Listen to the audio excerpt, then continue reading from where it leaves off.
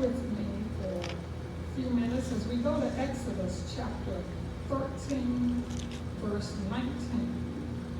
And then after that, we will look at Ephesians 2, 8 through 9. Exodus 33, 19. And he said, I will make all my business pass before you, and will proclaim before you the name, the Lord. And I will be gracious to whom I will be gracious, and will show mercy on whom I will show mercy. Ephesians 2, 8 and 9. For by grace you have been saved through faith. And this is not your own doing. It is the gift of God, not the result of works, so that no one may boast. Pray with me for a few minutes on the topic. Favor ain't fair. All right. Favor ain't fair. We like things to be logical. You know, we want them to make sense. We put our trust in our logical minds. For example, we like things orderly. If the sun rises in the east, we expect it to set in the west. Yeah. We like things fair. If the candidate is the most qualified, they should be the one to win. We understand input and output. If we plant a seed, we expect a harvest. Yes. We expect balance. If we invest, we should profit. Or if we study, we should pass. We like the predictable. If we put a pot of water on the stove, we expect it to boil at 212 degrees. Yeah. Human logic is like a box into which we place all our expectations. And we expect that what comes out of that box will measure up to our human standards. Things like age, status, skill, or fairness. But God's blessings often ignore human logic or fairness.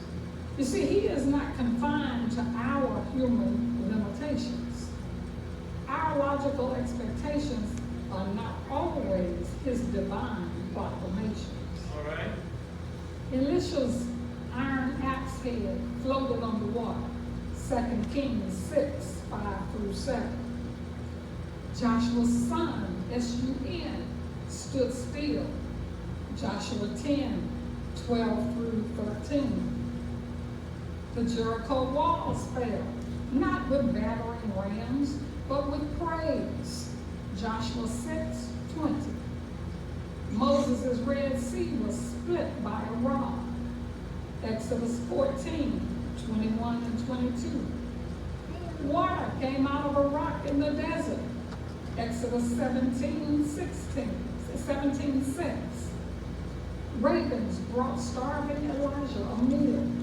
1 Kings 17, 4 through 6. 3 Hebrew boys walked in a fiery furnace. Daniel 3, 25 through 27. And let's not forget Ezekiel's resurrected dry bones. Ezekiel 37, 1 through 10. Now, I know it's not grammatically correct, but you got to bear with me today, because the best way to say it is, favor ain't fair. That's right. All right. Amen. It is a gift. You cannot make sense of it with logic or earn it through your works. Yes. God alone selects whom He chooses and whom He uses. Yes. God used Noah when the world was corrupt. Yes. God used Abraham to call a nation out of obscurity. Yes. God used Joseph to save Israel from starvation.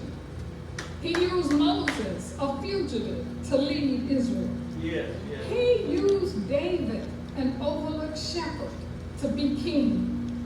He used Esther, an orphan, to save her people. That's right. And He used Daniel in exile to influence the Babylonians. Each of these stories us of this divine truth. Favor ain't fair. All right. It is sovereign. God chooses whom he will bless, and it is often against our human expectations. That's because it is not about fairness or human effort. Yeah. It is about God's divine plan and unwavering mercy. Still, we like things to be logical, to make sense. Yet when we search the scriptures, we discover that God's blessings often break open our box of human logic.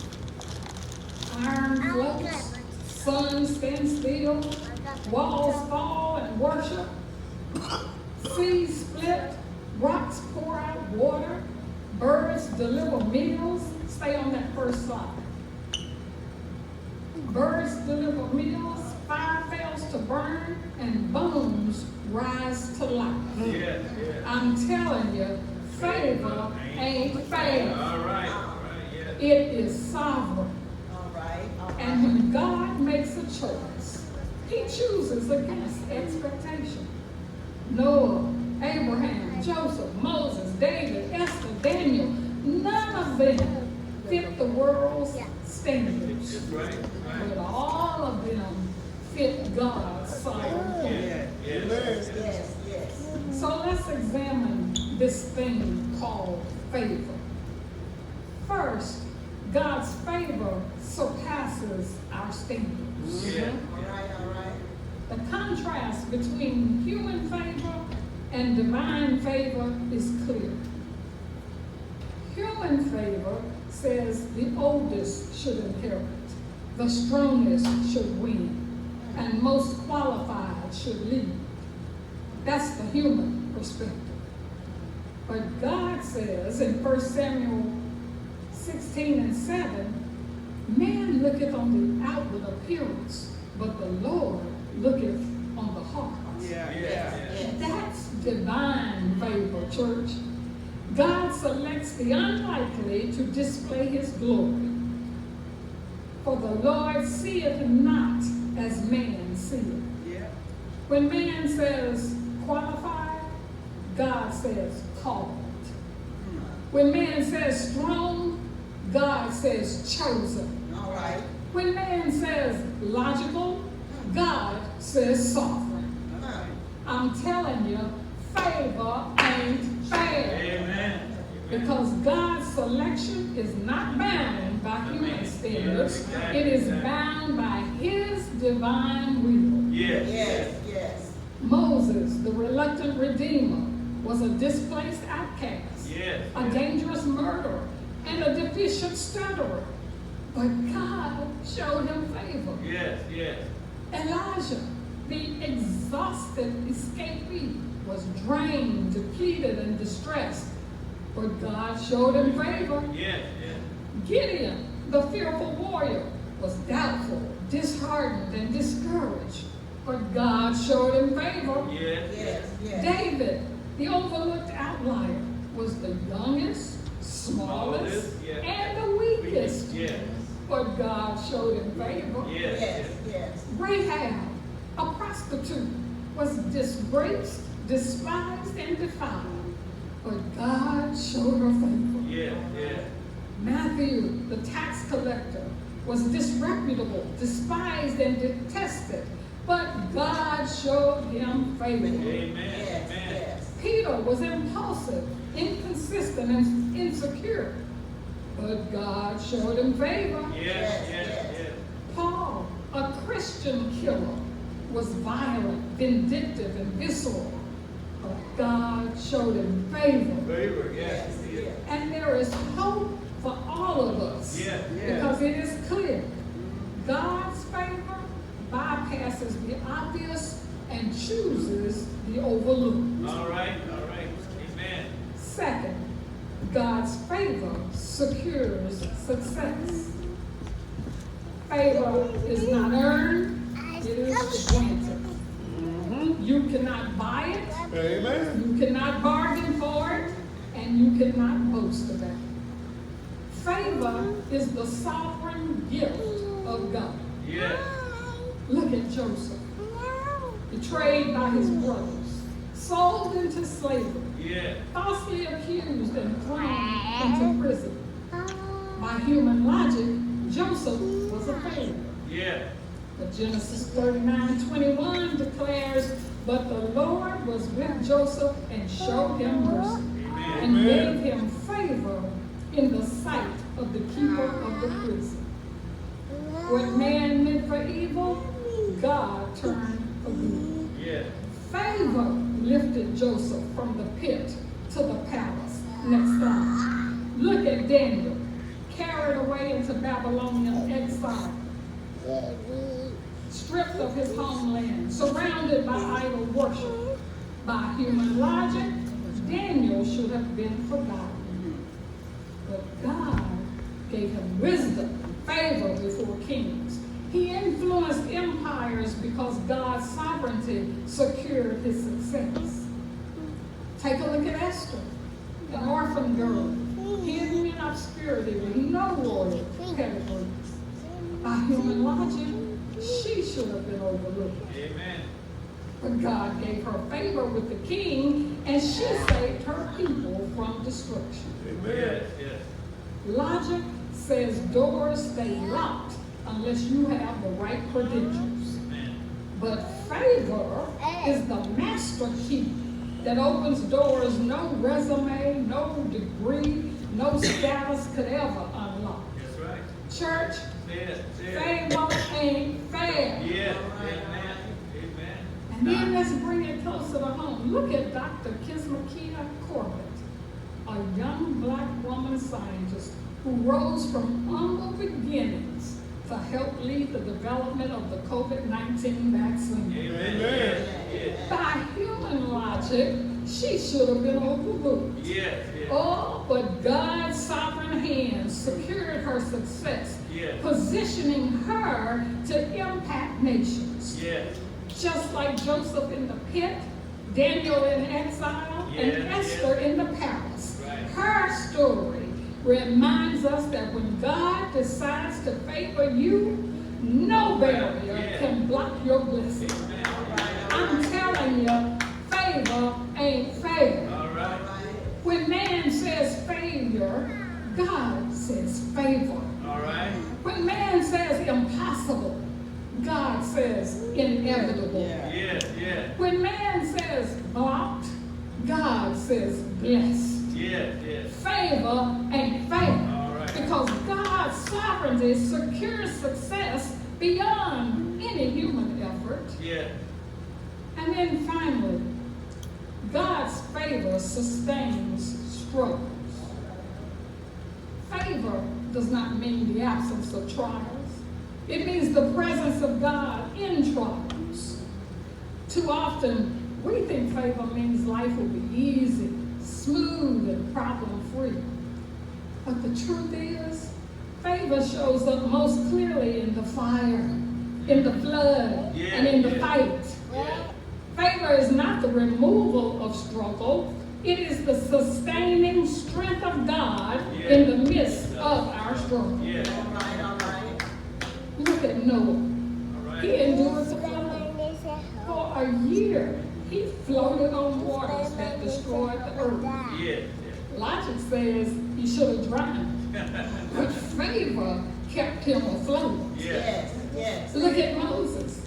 He faced Pharaoh, the most powerful ruler of his time. Yes. Yes. Logic says a fugitive shepherd showing up as a convicted felon, because remember, he had committed murder, Yes. or as an illegal immigrant, because Egypt was never really his home, Right. could never confront a king. But favor gave him authority to demand, let my people go. Yes. All right, all right, all right. Look at David. He fought giants. Logic says a boy with a sling and a single stone could never defeat a 9-foot-tall warrior with a sword. Yes. But favor Favor. Yes. guided that stone and guaranteed the victory. Yes. Yes, yes. Look at the Hebrew boys. They walked in the fiery furnace. Logic says flames consume, but favor says flames can consecrate. Yes, yes. And the Son of God walked with them through their consecration in the furnace. Right, right. Did not God say in Isaiah 41:10, fear thou not, for I am with thee. I'm with you, yes. I'm telling you, favor ain't fair. Yes. Philippians 1:6 declares, being confident of this very thing, that he which hath begun a good work in you will perform it until the day of Jesus Christ. Yes. Saints, if you don't remember anything else you've heard today, I want you to remember this. If God brought you to it, Yes. he will bring you through it. All right. The same God who parted seas, the same God who toppled walls, the same God who walked in the fire, is the same God who will carry you through any trial or circumstance. Amen. Just remember, favor ain't fair. It is sovereign. It's not about logic. It's about the Lord. It's not about fairness. It's about faithfulness. It's not about human expectation. It's about divine proclamation. All right. And here's the good news. The same God who favored Noah, Abraham, Joseph, Moses, David, Daniel, Matthew, Peter, and Paul is still favoring his people today. His mercy is new every morning.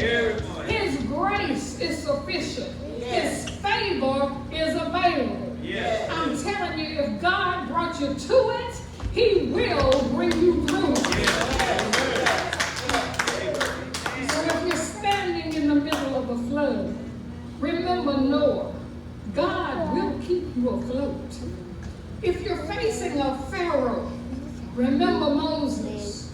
God will give you authority. If you're staring down a giant, remember David. God will give you victory. If you're walking through fire, remember the Hebrew boys. God will walk with you through the fire. If God started it, he will finish it. If he chose you, he will use you. If he called you, he will keep you. If he consecrated you, he will carry you through it. I'm telling you, favor ain't fair, but it is yours if you will receive it. If you're tired of living by logic and ready to live by favor, you ought to come to Jesus now. If you have been overlooked by man but chosen by God, come. If you've been struggling and need his sustaining strength, just come to him. Today is the day to step out of human expectation and into God's divine proclamation. God's favor ain't fair, but it is available. Right here, right now, to you and you and you. Just come to Christ and accept God's